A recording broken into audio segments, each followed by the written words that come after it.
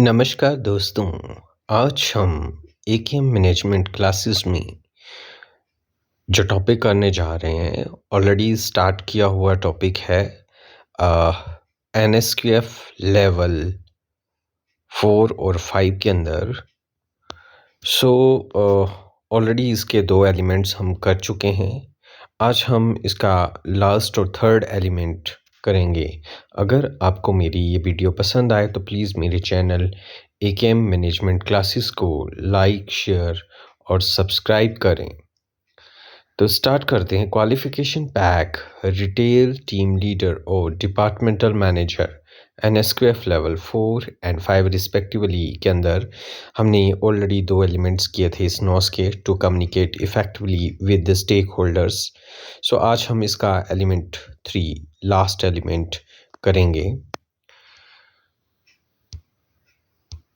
तो once again एक बार repeat करते हैं कि कौन कौन से एलिमेंट्स हैं। एलिमेंट 1 है handle business communication medium effectively, जो हमने प्रीवियस वीडियो में किया। Element 2 communicate effectively with stakeholders and customers, last video में किया हमने।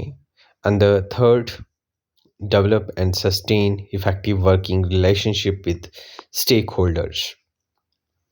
अगर आपको मेरी पिछली वीडियोस देखनी है इस लेवल 4 और 5 की, यानी कि टीम लीडर और डिपार्टमेंटल मैनेजर की, सो प्लीज़ मेरे चैनल को सब्सक्राइब करके प्लेलिस्ट में जाएं और प्लेलिस्ट में जाके टीम लीडर या डिपार्टमेंटल मैनेजर सर्च करें तो आपको मिल जाएंगी ये सारी की सारी वीडियोस एलिमेंट वाइज और नॉसिस वाइज। तो स्टार्ट करते हैं आज हम एलिमेंट 3। उसमें कौन से परफॉर्मेंस क्राइटेरिया हैं ये देख लेते हैं। PC20 understand the roles and responsibility of different people you will be working with. PC21 agree and record arrangements for joint working that are appropriate and effective. PC22 agree to the information sharing timing, reason and confidentiality. PC23 discuss on how and when the joint working will be monitored and reviewed. PC24 undertake your role in the joint working committee in a way that is consistent and agreement made. You own job role and relevant policies and standards. Represent your agency's views and policies in a clear and constructive way. PC26 identify any tension and issue in the joint working and seek to address them with the people involved. PC27 seek appropriate support when you are having difficulty working effectively with the staff in other agencies. So PC20 is understand the roles and responsibility of the different people you will be working with. So roles and responsibilities का क्या मतलब होता है कि जो आपको task, duties and functions that जो कि एक इंडिविजुअल या पोजीशन पे जिस पोजीशन पे आप हैं वहाँ से एक्सपेक्ट किए जाते हैं ताकि आप उस ऑर्गेनाइजेशंस के लिए वो काम या फंक्शंस और ड्यूटीज जो हैं उस ऑर्गेनाइजेशंस के लिए या किसी टीम के लिए या स्पेसिफिक कॉन्टेक्स्ट में जो भी आपको टास्क या ड्यूटीज़ दी गई होती हैं उसको आप करें। सो बोलता है ये अगर जब भी हम कम्युनिकेशन की बात करते हैं, इफ़ेक्टिव कम्युनिकेशन की, तो कहीं न कहीं ये हमारी रोल्स और रिस्पॉन्सिबिलिटी का ही पार्ट है कि हमें कहीं न कहीं अपने पहले रोल्स क्लैरिटी होना बहुत ज़रूरी है, ठीक है? कि हमें एग्ज़ैक्टली करना क्या है, मेरा क्या केआरएज़ हैं, मेरी क्या टास्क हैं जो मुझे इस पोजीशन पे रहते हुए, पर्टिकुलर पोजीशन पे रहते हुए काम करने हैं। ताकि मुझे ये क्लैरिटी हो सके कि मेरी जो डीलिंग है किस तरह के स्टेक होल्डर्स के साथ है, इंटरनल ही है या इंटरनल बोथ है या एक्सटर्नल है ओनली, तो इसका पता होना बहुत ज़रूरी है। इट हेल्प्स इन फॉलोइंग, इसकी वजह से हमें अलग अलग चीज़ों का जो भी हेल्प मिलती है वो है कि इससे हमें पता चलता है स्कोप कि मेरा स्कोप एरिया कितना है जहाँ पर मैं काम करूँगा, या क्लेरिफाई एक्सपेक्टेशंस, एक कंपनी मुझसे क्या एक्सपेक्टेशंस रखती है और मेरी क्या एक्सपेक्टेशंस हैं कंपनी के लिए, वो क्लैरिटी हो जाती है। देन इंश्योर स्मूथ ऑपरेशंस, इसकी वजह से जो भी ऑपरेशन है, जो भी कार्य हैं, मेरे डेली रूटीन के कार्य हैं, जो भी मेरी रोल्स, टास्क, ड्यूटीज़, फंक्शंस हैं, उसका स्मूथ ऑपरेशन होता है। पता चलता है मुझे कि किस डायरेक्शन में किस तरह से मूव ऑन करना है, हमने कितना मूव ऑन करना है। नाउ पीसी, बात करेंगे पीसी 21 की। सो पीसी 21 है agreement and record arrangements for joint working that are appropriate and effectively। बोलता है जब भी आप कभी भी as a team, as a organisation, as an organisation काम करते हैं, तो बोलता है ये जो टीम वर्क है इसमें ट्रस्ट की जो है बहुत महत्वपूर्ण भूमिका है ना, ये इम्पॉर्टेंट एलिमेंट है। Now with the written agreement, अगर मैं बात करूं कि agreed and record arrangement for joint working, so बोलता है ये जो जॉइंट वर्किंग है, अब जॉइंट वर्किंग जो है वो इंटरनल तो है ही है, as a team, as an in an organisation, वो तो जॉइंट है ही है। बट जब मैं कहीं एक्सटर्नल स्टेक होल्डर से काम करता हूँ, तो कहीं ना कहीं है ना, कई बार क्या होता है कोई कम्युनिकेशन गैप आ जाता है या कोई मिसअंडरस्टैंडिंग्स हो जाती हैं, मतलब कुछ ऐसे वर्ड्स रहते हैं। सो बोलता है इट इज़ बेटर, ये बहुत ज़रूरी है, बहुत अच्छा होगा कि आप उनके साथ एक एग्रीमेंट करते हैं। उस एग्री वो जो एग्रीमेंट है वो कोई कॉन्ट्रैक्ट हो सकता है, कोई रिटन में एग्रीमेंट्स या टर्म्स एंड कंडीशंस हो सकती हैं या एसओपीज़ हो सकती हैं, जिसके अकॉर्डिंग काम किया जाए। अब वो अच्छा रिलेशनशिप बना रहे, तो इसके लिए जो वो टर्म्स एंड कंडीशंस आपने लिखी हैं, रिटन में हो तो ज़्यादा बढ़िया है, ताकि हमारी मिसअंडरस्टैंडिंग ना हो पाए या कोई कम्युनिकेशन गैप ना रह जाए। हम जो है हमारे एक अच्छे रिलेशनशिप भी स्टेक होल्डर्स के साथ बिल्ट हो, और दूसरा जो है काम में कहीं भी कोई किसी तरह का गैप ना रह जाए, प्रॉपर वे से जो एग्जैक्ट आउटकम्स हमें चाहिए वो हमें मिले। सो बोलता है for joint working it is necessary to have agree and record arrangements for joint working that are appropriate and effective for both employees and organisation. बोलता है ये जो अरेंजमेंट्स होते हैं, जो ये रिकॉर्ड मेंटेन किया जाता है, इससे क्या है हम टाइम टू टाइम एक दूसरे अपने क्लाइंट्स, अपने स्टेक होल्डर्स को टाइम टू टाइम ना बता भी सकते हैं कि हमारा प्रोग्रेस कितना हुआ है, वर्क में कितना प्रोग्रेस आ रहा है, कहाँ तक पहुँचा है कार्य, है ना। एक तो ये फ़ायदा में रहता है, इससे क्या है मार्केट में रेपुटेशन भी बनेगी, ऑब्वियस सी बात है। सो बोलता अगर रिटर्न फॉर्म में है ये सारी चीज़ें, रिपोर्ट्स, जो भी हमारे एग्रीमेंट हैं, तो सबसे बढ़िया तरीका यही है एक अच्छे रिलेशनशिप बिल्ड करने का। नाउ बात करते हैं हम पीसी 22 की। पीसी 22 बोलता है agree to the information sharing timing reasons and confidentiality. बोलता है जब हमने एक एग्रीमेंट किया, रिटन में ही हमने उनसे एसओपी ले लिया कि क्या एग्जैक्टली हमें काम करना है, ताकि हमारी अंडरस्टैंडिंग या कहीं कम्युनिकेशन गैप ना रह जाए वर्क में। तो नाउ एक अच्छी रिलेशनशिप बिल्ड करने के लिए बोलता है ये बहुत ज़रूरी है कि हम इंफॉर्मेशन शेयर करें एक दूसरे के साथ, कि हमारा प्रोग्रेस जो है, वर्क का प्रोग्रेस कितना हो गया है। एक ट्रस्ट बिल्ड करने के लिए, एक कोऑपरेशंस के लिए, एक अच्छे क्लाइंट होने के नाते हमारी ये रिस्पॉन्सिबिलिटी बनती है कि हम जो है उनको इंफॉर्मेशन शेयर करें वर्क से रिलेटेड। बट बोलता है यहाँ पे एक कंडीशन है कि जब आप एग्रीमेंट करते हैं, एग्रीमेंट करने का एक मकसद ये भी है कि जब आप एग्रीमेंट कर रहे हैं तो उसमें ये चीज़ मेंशन हो कि कौन सी चीज़ जो है स्टेक होल्डर्स के साथ जो है कॉन्फिडेंशियल रखी जाएगी। ठीक है। बोलता है वैसे तो within the organisation information sharing जो है किसी भी डाटा प्रोटेक्शन एक्ट के अंदर नहीं आती, इलीगल वर्क नहीं है। परंतु अगर हम है ना कुछ सेंसिटिव कॉर्पोरेट की इंफॉर्मेशंस जो हैं आज आउटसाइड द ऑर्गेनाइजेशन फ्लोट कर लेते हैं, तो वो क्या है, डाटा प्रोटेक्शन एक्ट के अंदर एप्लीकेबल है। ठीक है। तो बोलता है जो हम जब हम जो है एग्रीमेंट कर रहे हैं है ना? कि क्या टर्म्स एंड कंडीशंस हैं जिस पे मुझे काम करना है, मेरे क्लाइंट की, मेरे कस्टमर की या मेरे अदर स्टेक होल्डर्स की। तो बोलता है ये एक आपकी ड्यूटी बनती है, आप जिस रोल पे हैं, कि आप जो है एग्रीमेंट में वो टर्म्स एंड कंडीशंस भी मेंशन करवाएँ कि जो सेंसिटिव इंफॉर्मेशन है ऑर्गेनाइजेशंस की, वो पब्लिक में जिसका उसका कोई यूज़ नहीं है, जिस इंफॉर्मेशन का पब्लिक को कोई ज़रूरत नहीं है, या अदर किसी क्लाइंट को, अदर किसी स्टेक होल्डर को कोई ज़रूरत नहीं है, सिर्फ एक स्टेक होल्डर की ज़रूरत है, तो कहीं न कहीं वो कॉन्फिडेंशियलिटी मेंटेन की जाए। देन दूसरा ये बोलता है कि जब भी आप इंफॉर्मेशन शेयर कर रहे हैं, तो उसका एक टाइम सेट कर लिया जाता है कि हाँ, इतने दिनों में या इतने घंटे में आपको ये इन्फॉर्मेशंस हमें प्रोवाइड करनी है, ठीक है? और उस इन्फॉर्मेशन देने का रीज़न क्या है, ये उस चीज़ में मेंशन करना बहुत ज़रूरी है एग्रीमेंट में, ताकि लॉन्ग टर्म में एक अच्छा रिलेशनशिप बने और हम जो हैं वो अच्छे से काम कर पाएँ और अपनी बिज़नेस की ग्रोथ के बारे में सोच सकें।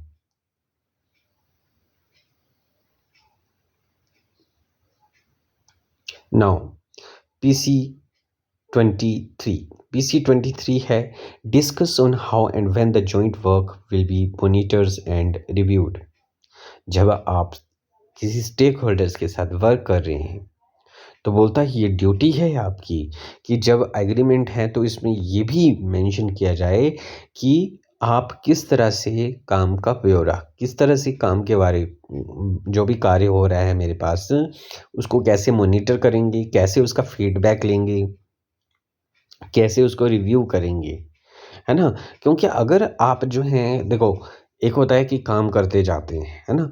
बट आपका जो क्लाइंट है, वो उसको रिव्यू नहीं करता है, उसको परखता नहीं है, उसका फीडबैक नहीं लेता है, तो उसके लिए क्या है ना? कहीं न कहीं क्वालिटी से माइज़ेशन का भी मौका मिल जाता है ना? जो क्लाइंट है ना? तो बोलता है ये बहुत ज़रूरी है कि नेगोशिएशन के टाइम पे जब टर्म्स एंड कंडीशन डिस्कस हो रही हैं, तो ये चीज़ें भी डिस्कस कर लें कि कब और कैसे आप जो हैं, है ना, पूरे वर्क को, जो जॉइंट वर्क हो रहा है 2 अलग-अलग क्लाइंट्स के बीच में, उसको मॉनिटर करेंगे और रिव्यू करेंगे। नाउ बोलता है ये एग्रीमेंट के टाइम पे ये नेगोशिएट करना बहुत ज़रूरी है, क्योंकि टाइम टू टाइम जब क्लाइंट को रिपोर्ट जाएगी, हमारे स्टेक होल्डर को रिपोर्ट जाएगी वर्क की प्रोग्रेस की, तो उसके माइंड में भी होगा कि नहीं, एक्चुअल में उसने उसको इम्पोर्टेंस दी गई है, उसको समझा गया है। Now, PC24 is undertake your role in the joint working in a way that is consistent with the agreement made your own job role and relevant policies and standard। बोलता है जॉइंट वर्किंग मतलब within the team as an internal stakeholder, और जो दूसरी team के साथ आप काम कर रहे हैं, जो other stakeholder outside the organisation और inside the organisation, other stakeholder जो हैं उनके साथ जो काम कर रहे हैं, ठीक है? सो बोलता है जो भी आपको रोल दिया गया है उस जॉइंट वर्किंग में, तो पहले तो हमने किया था कि उसका जॉब रोल, उसको रिस्पॉन्सिबिलिटी पता होनी चाहिए कि उसने क्या करना है एग्जैक्टली, क्या उसको समझ होनी चाहिए। बोलता है तो अगर जब आपको अपना रोल पता है एक टीम में, तो बोलता है ये आपके लिए ईज़ियर बन जाता है कि आप उस टीम में कंसिस्टेंटली कैसे काम करें, एक अच्छे तरीके से कैसे काम कर सकते हैं। कहीं न कहीं आपको ये पता चल जाना चाहिए, ठीक है? क्योंकि वो चीज़ एग्रीमेंट में मेंशन होगी ना कि आपके साथ कौन डील करेगा, ठीक है? नाउ बोलता है यही नहीं, ठीक है?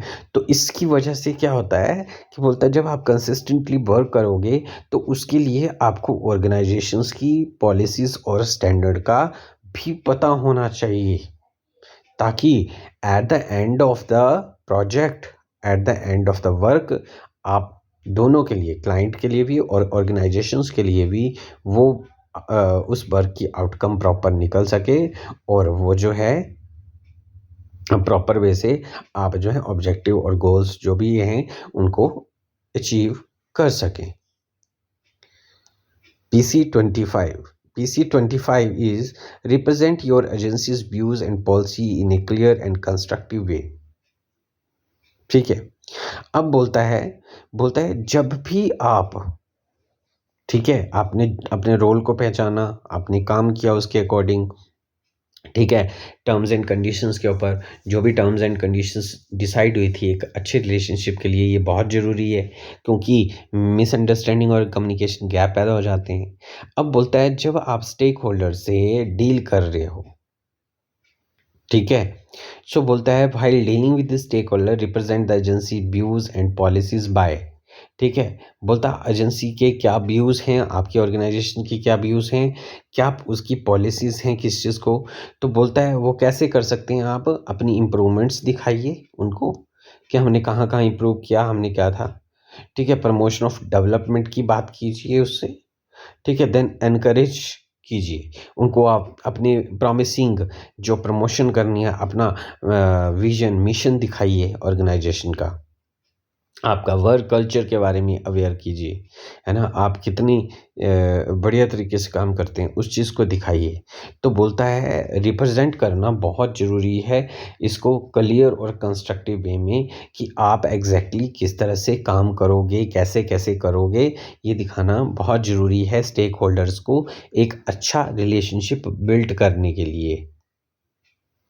No, PC26. PC26 is identify any tension and issues in the joint working and seek to address them with people involved. अब बोलता है कि बोलता है अगर आप जॉइंट वर्किंग कर रहे हैं, अब मैंने बताया जॉइंट वर्किंग में आप विद इन द ऑर्गेनाइजेशंस अलग टीम के साथ डील कर रहे हैं और दूसरा एक्सटर्नल स्टेक होल्डर्स की टीम के साथ जो है वो आप वर्क कर रहे हैं। तो बोलता है अगर किसी तरह की टेंशन्स या इश्यूज़ क्रिएट हो जाते हैं, सो बोलता है ये क्या है जनरली ये जो इश्यूज़ और टेंशन होते हैं ये मिसकम्युनिकेशन या मिसअंडरस्टैंडिंग की वजह से ही अराइज़ होते हैं, है ना?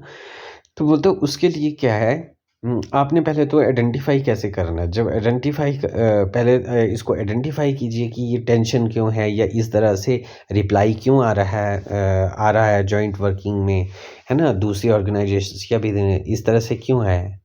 ठीक है, तो बोलता है पहले तो आइडेंटिफ़ाई कीजिए रीज़न्स का, कि क्या रीज़न है? कहीं ऐसा तो नहीं कि कोई कम्युनिकेशन गैप है या जो उनकी एक्सपेक्टेशंस थी वो उसे हम फुलफ़िल नहीं कर पा रहे हैं।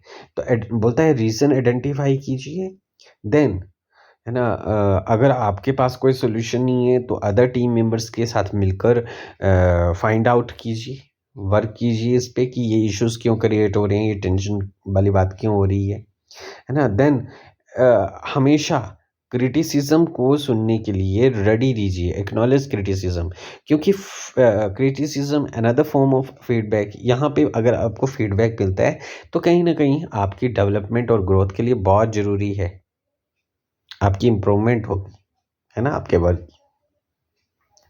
नाउ बात करते हैं हम PC27 की, जो कि आखिरी परफॉर्मेंस क्राइटेरिया है।